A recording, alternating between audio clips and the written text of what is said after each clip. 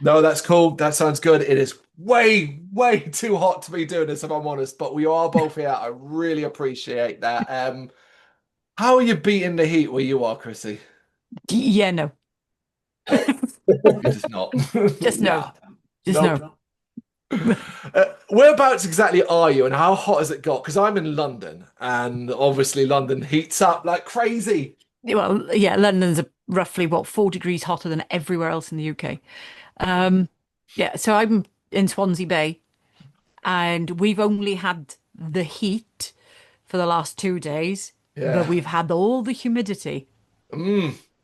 It's been pleasant. Putting it nicely, yes. Matt, how about you? How are you beating the heat? Um, yeah, well, I'm in Bristol, so yeah, it's still been pretty warm, and the funniest thing is I've got such a massive cold at the moment in like the hottest time of the year.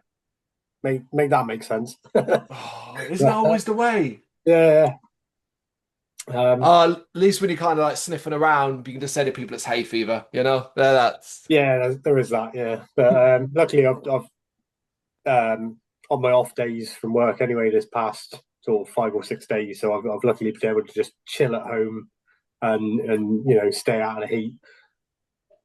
good. Well, apparently tomorrow it's supposed to get a little bit easier on us all, so that should be good. But aside from that, Matt, how's your day been overall? Yeah, it's been good. Yeah, like I Yeah. say, just chilling, playing video games, and checking out on all the kind of reviews for the album and things like that. So it's been good. Yeah. Good, good, good. Chrissy, how about you? How's your day been? Oh, I've been at work. So good or bad? Actually, it's been pretty good. It's been pretty decent, so I can't complain. Obviously, this particular period in time, there's been a lot going on for you, a lot of exciting things as well. So, kind of like the mood. Chrissy, have you been able to come down from the album launch show? Let's talk about that specifically because the look at some pictures, it looked amazing. It was good fun. It was a really good night. Yeah, I took yesterday off. Past me was very sensible. So I had yesterday off, which was a nice day, and then we decided as well as a band that we would actually take yesterday off wholesale. So yeah, we all kind of just down tools for a bit and relaxed and just enjoyed the fruits of our labour for once instead of constantly pushing, pushing, pushing. So yeah, You, it was a chill you day. say that, but we still booked a gig yesterday. We So still booked a gig yesterday. Yeah, that's no bad thing. I mean, it's always nice, of course, to be booking gigs. You want to be looking ahead as much as possible. There is no such thing as downtime really anymore anyway, because ultimately, as a band, DIY, you're doing so much for yourself, your socials, all of that. There's Which always is where something that has to be done. scheduling comes in so nicely. Schedule your posts, people. Schedule them. Take the day off. Everyone needs some downtime. I'm a firm believer in that. Matt, when you look back at the album launch show, what do you feel? yeah, it was a really good night. It was kind of the kind of the culmination of the last 6 months of kind of recording the album and finally getting there. It was so good to play it and see the people that come out and everyone that picked up a CD and bits of merch. Yeah, it was a really good night. I'm glad to hear it. I'm glad, because it is the culmination of so much hard work, as you said. A celebration, though, as well. That's the thing. There's a lot of work's gone into it, but it is a celebration. And as you said, the work does continue. But for now, we look back at the last, say, 6 months, because ultimately that's kind of the first half of the year done for you. And are you satisfied, Chrissy? Starting with you, are you satisfied with what you've accomplished with Rights to Ruin this year so far? Yeah. Um, Originally we were going to be head down writing, recording, and not doing any gigs this first half of the year. But as Hmm. it turned out, we were super efficient and we were able to put some gigs in and actually start the gig cycle rolling before the album came out, which was cool. But yeah, we've done quite a bit. So Yeah. it's been a lot. It's been an awful lot. Um, and it's been, yeah, good fun, but tiring. And if it wasn't for Matthew, I think I probably would have lost the plot by now. So he's been my absolute rock.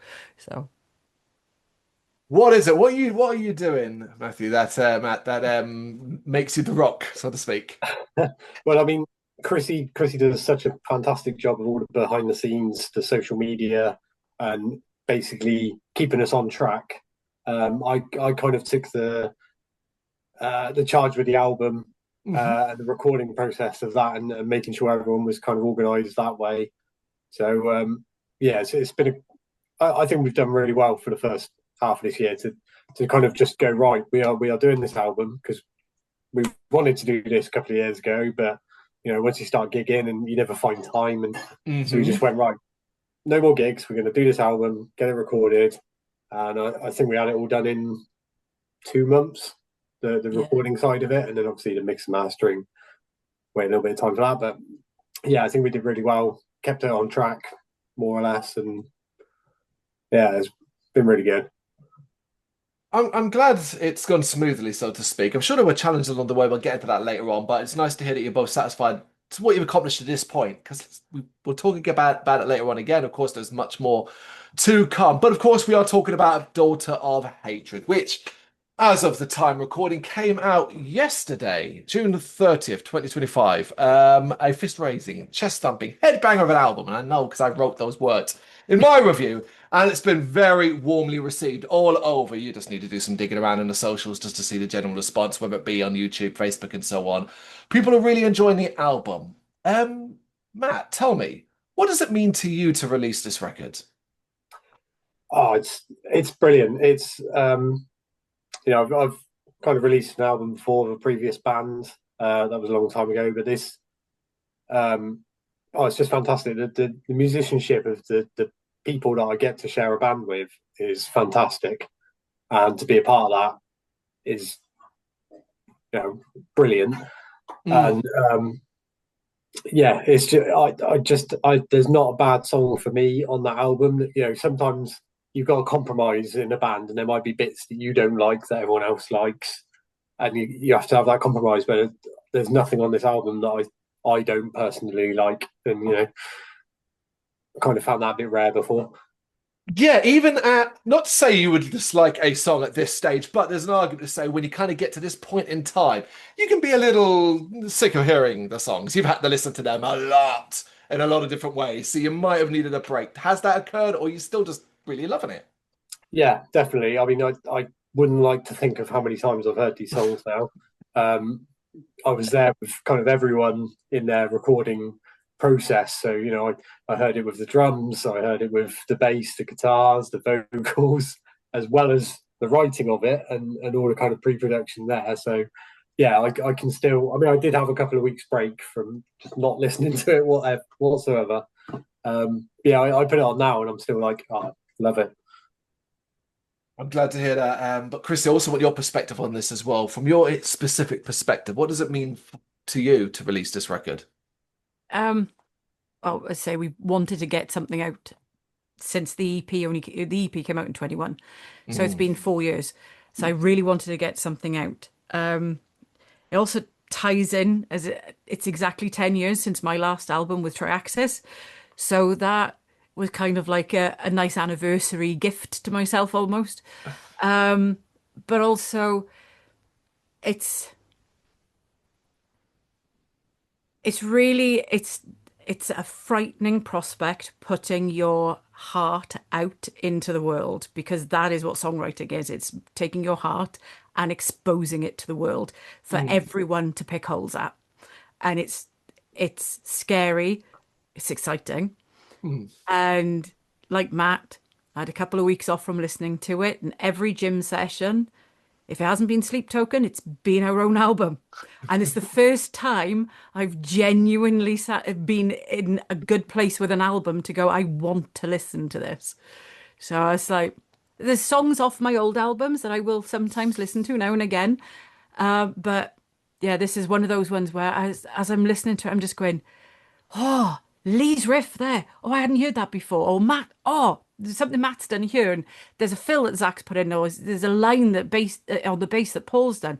And I'm hearing different things all the time, no matter how many times I've listened to it. So, yeah, it's cool. Well said. Do you feel that, what you did on this album, that you've been able to express yourself as fully as possible as a creative spirit? For the most part, yes. There are some styles of song that I would like to write in the future that I haven't written yet, but Mm. we'll get to that at a later date. Um, but yeah, I think my heart, I'm a storyteller. So I Yeah. love to tell a story. And if the song tells a story, then I'm happy with it. Could there be the odd vocal line that I would change here and there, maybe take it up differently or drop it down a bit more? Or maybe I've now discovered there's a harmony that I'm thinking, that would have sounded good. Mm. But that is the nature of the beast. And I mean, even, Rage and Retribution from Triaxis years.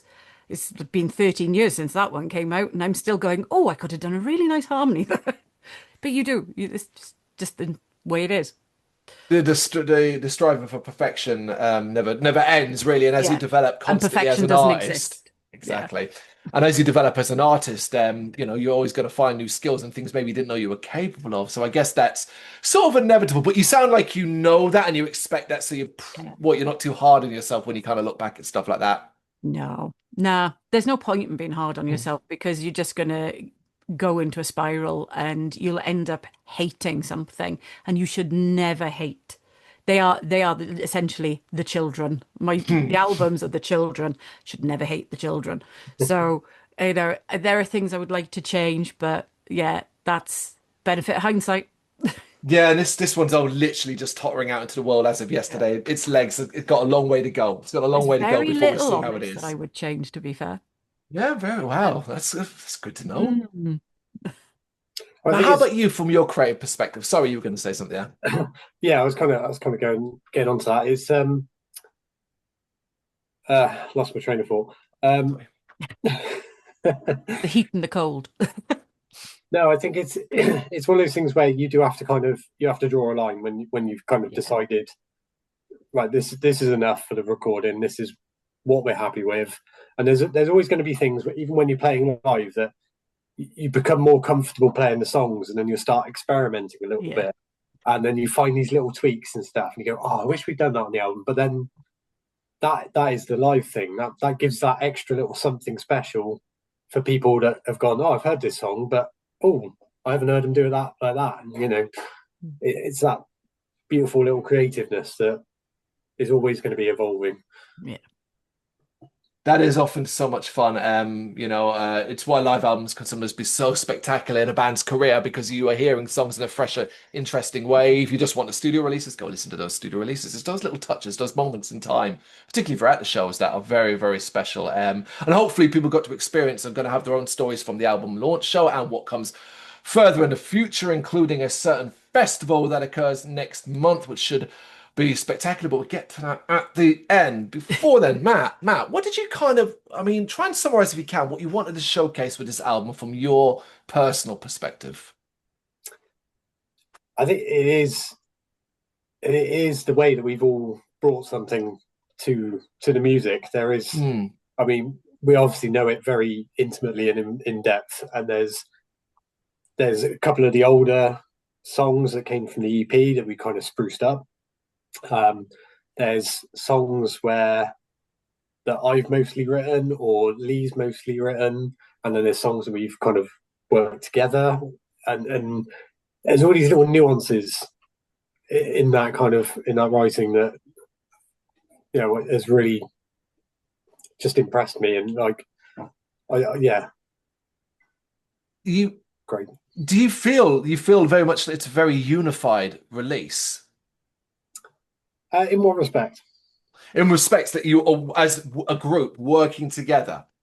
Mhm. Yeah, definitely. Yeah, everyone's had a lot of input on everything. There's no kind of one person in this band. Like I say, Lee will write some riffs or pretty much most of the song half the time, and he'll bring it to us, and then we'll just kind of like hack it to bits. Sometimes we don't have to, but we'll do that, and they'll hate us for a little bit. And but no, it is just kind of everyone works together and everyone has an idea, and we'll try it. If we don't like it, we'll try something else. So yeah, this is definitely everyone's kind of input. Of course, as well, you've all got such unique and different backgrounds as well in music from different bands been in and stuff like that as well. So it's cool that you've been able to kind of come together in such a cohesive way to release something that sounds like it is as well. You don't hear an individual in this, you hear the band, Rites to Ruin, and obviously developed from the EP as well.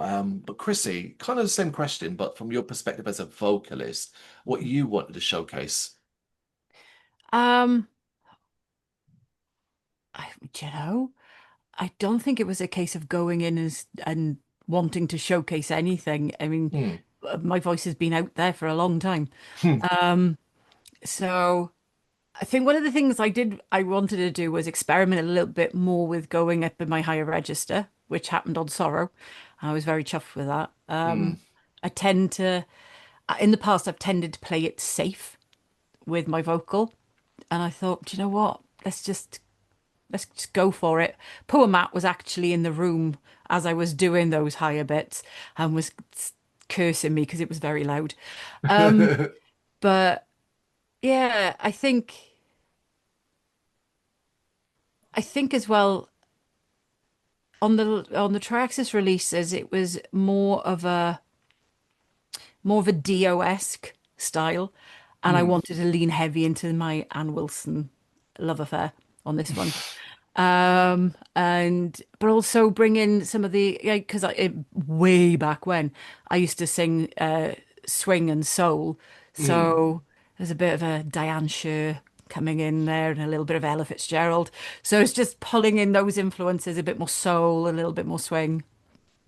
Did was it immediately comfortable to pull in those influences though? Or was that Mm. something you kind of got more comfortable as you went along? No, I've always found that style of singing really easy to pull in anyway. Mm. Um, So I just, yeah, went for it as we were writing. Like for example, on Free's got a bit more of a hard rock grunge feel to it. So it was easy just to go into that kind of Danny Bowes territory and do a bit of thunder. And I made Dad dance a little bit when I perform it as well. But it's just, yeah, pulling in from all the various influences and just, as I say, putting your heart out for the world to see. Cool. Matt, did you have a clear vision? Kind of at the earliest creative stages of this album creation, did you have a clear vision of what you wanted to do? Because of course you have the debut EP Fire in 2021, and a hell of a lot of gigging. So yeah, vision. Was there one and was it clear? In a word, no. Uh, I think other than just keep doing what we were doing. We had to start writing new songs. And like I say, it was influences from all of us that came along to create these songs, and it just, I think we just evolved into ourselves. Hmm. Whatever our sound is, that just kind of came naturally from the blend of everything. Because I think what I like is on the album, I would say there's no two songs that sound the same. Hmm. Everyone's got its own little thing about it, and I think that comes through from everyone's own influence.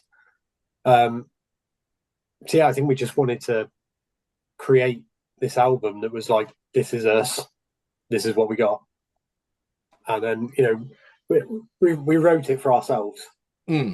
if Yeah. anyone, and then hopefully other people will like it. Do you think as well, like you felt more comfortable, capable of creating this album because of the years of experience that you got following Fire?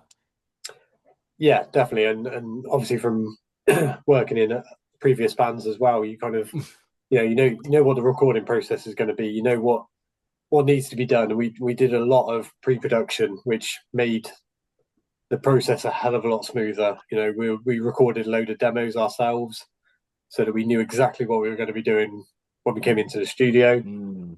Obviously, there's still those little bits that you kind of play with when you're recording. And you go, oh, what about this or what about that? And you still got that, which I know Chrissy's laughing because she hated it when we were doing Okay.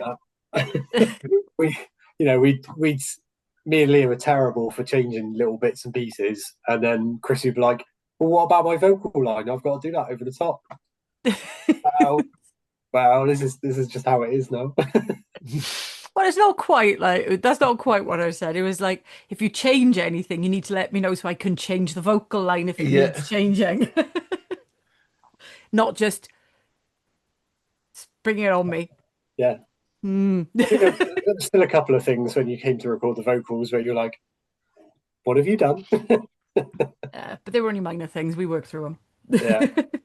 Well, the end result speaks for itself. But I imagine, Krissie, that was a challenge, something that would challenge you during this entire process. But what specific things did you find notably challenging about creating this record from your perspective as the vocalist? Do you know what? I don't think anything was challenging. Mm, mm. Um, yeah. The only thing really was making sure that everything was done on time, Yeah. and that we had everything that we needed. But we had all the rough cuts from the music ready for me to go into the studio. So, yeah, they say having Matt haranguing everybody together and making sure that we got everything in just made life so much easier. So I didn't have to worry about that too much while I did all the marketing and other backroom stuff. You work well with deadlines, you'd say. I'm a project manager. Well, there it is. Yeah. Yeah. Matt, how about you then? And considering obviously so much you had to do, you must have hit some particularly notable challenges. Did you? Not really. Not for the Hmm. recording Yeah. process. Like I say, we're blessed in this band that everyone's got the right attitude, Yeah. and we all get on, and we can be constructively criticized without Hmm. taking it to heart. Yeah. And yeah, even with it's tricky when you record with different people. So like the drums were done with Colm, and then the bass with Ed, guitars with Ian, the vocals back with Colm and stuff. And you got so many different people working on this. That everyone's got their own style of doing it, and that was a bit difficult to kind of sometimes get everyone on the same page. But Mm. yeah, I don't think there was anything that was particularly difficult about this process. Yeah, we did a I'm lot of glad. we did a lot of prep work just to make sure that everything would run as smoothly as possible. It makes the difference, right? I mean, and that's a good thing. You want this to run smoothly. Okay, yeah. It might be more exciting if you had told me that the place had gone on fire and someone's guitar wire broke, whatever, and stuff like that. But I want to hear the positive stories of how you had a good time and a fairly straightforward creative process because the end result speaks for itself, and that's much better. But obviously, even in that, there may have been times perhaps where you maybe even pushed yourself in a way you didn't expect, either, whether it be behind the scenes or it be instrumentally. Was there any moments, Krissie, starting with you, where you pushed yourself in a way that you were like, whoa, I didn't know I could do that? Um, no. Mm. Sorry. Fair enough. No, No. I don't think so. I say I knew I could go fairly high up in my higher register. I Hmm. just never committed it to record before. So, How but how yeah. how long was that note? I can't think of what song it's on. It Oh, was a very long fire, note. Yes. the almost 18-second note. Mm. But I do that live anyway. So So no challenge at all for you there. no, no, I've been blessed with a mighty pair of lungs. What can I say? Say no more. Matt, what about you? Did you find was there anything that you pushed yourself on? Yeah, trying to downpick as much as possible because it's such a different tonal sound on the guitar if you downpick rather than alternate pick. Mm. And live, I'm a bit of a lazy player, so I will alternate pick where I can. But for the album, I really pushed myself to downpick as much as I could. Hetfield it all the way. But I'm lucky because I do the rhythm guitars, so it's a lot easier than all of Lee's amazing solos. He had the hard work of nailing all of them, but he did such a good job.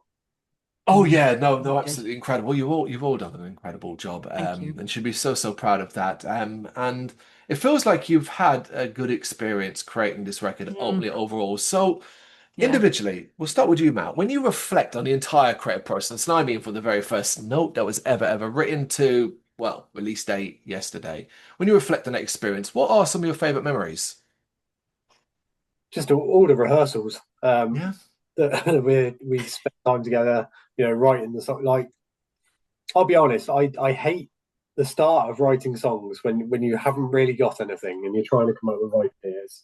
I'm not a fan of that part of the process. Once you got a few riffs, once you got the bare bones of a song, that's when I love it. When you've got something to play with and you can start tweaking it, trying different things, and yeah, just being in the rehearsal space with the other guys, we have such a laugh, taking the piss out of each other, and especially Paul, you Yeah. know, yeah, that's probably my fun times. And even in the studio, I was there so much, but loved every second of it. Even when I was just sat there listening to Krissie singing away for hours and hours, it was Mm. yeah, it's such a good, love being in a band, really. Amazing. How about you, Chrissy? Yeah, it's similar. Yeah. Yeah, it's no matter how crap I feel on a rehearsal day when I wake up in the morning and probably sit there going, right, I got to drive an hour and 45 minutes to Bristol to rehearse. Oh, I feel like crap. The minute I get to Bristol and I see their smiling faces, that's it. Everything else just disappears. And they are my absolute tonic, the four of them. I love them to death, and they're sick and tired of me gushing about how much I love them. But I do, I love them all dearly, and they just make music a joy. So they are, yeah, my tonic. Fabulous to hear, guys. And let's hope you get many more memories to make about this particular album before we put it to bed and you moved on musically, because it's such early days at this stage. What do you individually, though? If you were to sum up what you think this album says about Rights to Ruin, what would you say, Chrissy? Oh, that's a good one. Go to Matt first and I'll have a think. uh, Unapologetically hard hitting, melodic. I've run out of adjectives. Yeah. Remember, you Yeah. got it's think of it like a press release. You can't go too far with that. You got to keep it all like one line. Can I bring up our actual press release now? You know. It was a traditional heavy metal with modern twist. But yeah, it is it's just bowls out traditional heavy metal.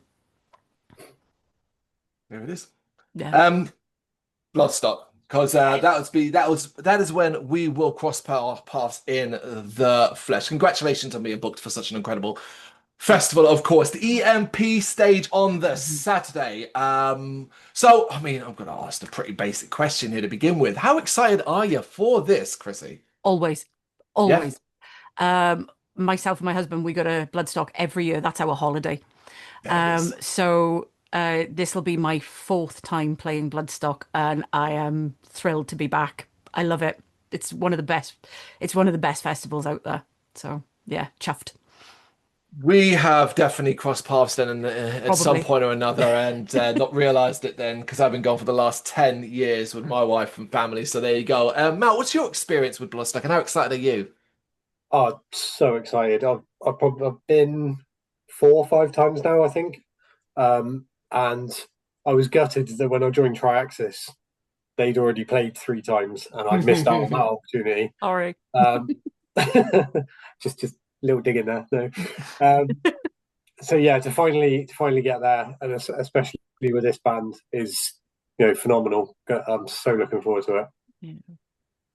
Yeah, we've had it's become a little bit of a trend now, it seems, where either before, well, back when it's called the Jaeger stage as well, there's Yeah. one band over the weekend that kind of steals that stage. You got Tortured Demon a few years back, Waterlines 2 years ago. What's it going to take for you to be that band this year, do you think? Just be ourselves. Yeah. Yeah, and I think that we're a no frills band. It's what you see is what you get, Hmm. and we have the best fun on stage. And that's something a lot of people have said to us at gigs, is that they see us having fun, so they have fun too. Yeah, I mean, when we see you guys having anyone having a good time on the stage, it's bloody infectious. Big smiles and all of that, and it's an incredible stage to play. So I can't wait to see you up there. Right, guys, before you go, this is Ozzy Osbourne the second. Because the first had an accident last year, and in his head, a ceramic skull. What are you going to do, right? In his head is anything and everything. Are based around the three major categories of our website: games, brains, e.g. horror, and headbang, including many submissions by bands and artists that we've spoken to over the years as well. Dave will chuck stuff in that we like to get people to do as well. What I do now is just pull out some at random and just ask you to have a go at answering them if you don't mind. Cool. So, and it is, I mean, it's really random. So, Matt, do you enjoy sports, taking part, or as a spectator? When I was younger, I used to play basketball. I played under 16s, under 18s. And then, unfortunately, I then found band partying, stuff like that. So that kind of fell by the wayside. Yeah, and I used to play a lot of table tennis as well, because that was kind of a family thing. So, yeah. Ever thought about getting back into it? I would love to, but I don't think my body could nowadays. Bodies, man, they betray us all. Krissie, how about you? Sports? I used to play hockey. I was born with a hockey stick.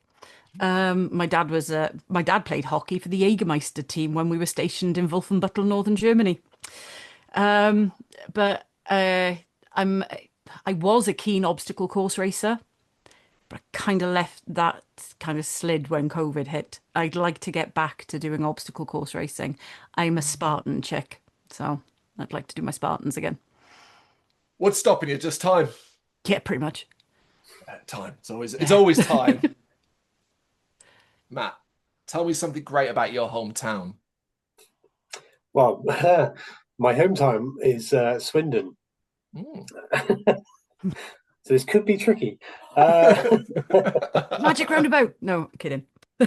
Yeah, I could say the magic roundabout, but then nobody from outside of Swindon likes the magic roundabout if they've ever experienced it. But I do like it because I know how to drive it, and that's brilliant. So, I don't know what it is. So is it just a very complex roundabout? So it's one main roundabout with 5 mini roundabouts around it. Oh, I've heard of this. Yes. It's right. That sounds hellish. If you know how to play it, you can get it easy as pie and just watch everyone else fluster in confusion. It's amazing. Amazing. Krissie, what about your hometown? Well, we've got a sign up on the hill at the moment that says Pontywood, because my hometown was home to Richard Burton, Anthony Hopkins, Michael Sheen. So it's a bit of a smorgasbord of Hollywood stars. Big old famous names. Why not take advantage, right? Yeah, I think mine's got Billy Piper. Yeah, you've got Billy Piper, yeah. Yeah. That's not good now, so. Yeah. Krissie, do you have any pre-show rituals? Yes. I have to write the first 3 to 4 words of every song next to the lyric of the song on my set list. Otherwise, it'll all go to shit. Yeah? Yeah. Have you tested it and then found, like, Yes. you know it will go, right? I did it once, never again. Yeah. Well, why the hell not? Just to make sure, right? It was the only thing that was different on that particular gig, and the gig was awful. So from then on, I have to do it. Do you concur, Matt? Like, does that have to be done? Do you feel like you best better be safe than sorry? There was one time where even when you were writing it out just before we went on, and there was this blind bit of panic because you couldn't remember the first 3 words of a song. It's like, what am I singing? I can't remember the words. Oh, wonderful. What about you, Matt? What about your pre-show rituals? You got any? Oh, I can't say I do. I mean, I guess I do the same thing I do every time of just kind of getting ready and making sure I've got a drink and things like that. But yeah, I don't really have anything that I would say was a kind of ritual. Not a bad thing, because then at least nothing can go wrong, right? If you don't do it. Yeah. Matt, I'll come back to you then, and we'll do this next one. Name a band that's on your personal bucket list still. Oh, so yes, one I am going to be seeing later on this year is Spineshank. Oh, okay. I wanted to see them since I was a teenager and got into nu metal and things like that. And I'm still gutted that the first download I went to, which I think was 2003, they were playing on one of the smaller stages, and I didn't even realise. And haven't had the chance to see them until now. Listen to Spineshank as a teenager. That's how you show your age. Worryingly, I think we're pretty much in the same ballpark there, because they were. I was a teenager when they were at the heights too. Krissie, are you a Spineshank fan? What's a band is on your bucket list? Well, they were on my bucket list, and then I couldn't get tickets to see them, and it was ELO.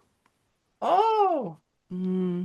So my parents played a lot of ELO in the car when I was a kid, and my very first gig was the Lewis Clark Orchestra, and they came to our local Lido, and Lewis Clark did a lot of the orchestrations for the ELO albums. And I would love to go and see Jeff Lynne live, just to say I've done it. But especially if he sings Xanadu, because I would offer to be Olivia Newton-John in that moment. But that's that. And a lot of people would be surprised at that, because they expect me to come out with a metal band. No, ELO. No, cool. All right, second last one then, and this comes from Manuel, the guitarist of Future Palace. He asks you to create your favorite donut, so a topping on a donut, effectively, or style of donut. I hate donuts. I don't like them. What's a sweet pastry that you do like? It's going to be a pan of chocolat for me. Okay, there Yeah. we go. Can't really do much with that I'm dull. Matt, donuts? Yeah, I suppose. Salted caramel with maybe Biscoff. I think that would be a Rich. So posh. yes. I do have a sweet tooth. I think if we could get cheesecake in there somehow as well. Cheesecake. No, I'd go for cheesecake. Yeah. Like a cheesecake filling, maybe. Oh. Uh-oh. Uh-oh. Right, and your last one comes from Secrium, the London-based band. Would you rather, you could both think about this for a moment, would you rather break a bone and feel no pain, or feel the pain of breaking one but not actually break it? I've never, touch wood, yet broken a bone. So luckily I don't know what the pain feels like, but I can imagine it's not nice. So I think I'd rather break one and not feel it. I've broken my little toe, and that was enough. So I think I would rather. The pain's horrible because it makes you want to throw up. So I think, break it and not feel it. Fair enough. I've never broken a bone, so I can't speak either. But I can tell everyone listening that Daughter of Hatred is out now and is an incredible album. And if you want to experience this live, well, get yourself to Bloodstock or any other shows coming up for future. I can't see what comes next. Can't wait to see you guys at Bloodstock. Hopefully we get the chat then, but thank you so much for giving me your time now. Really appreciate it. Thank you for having us.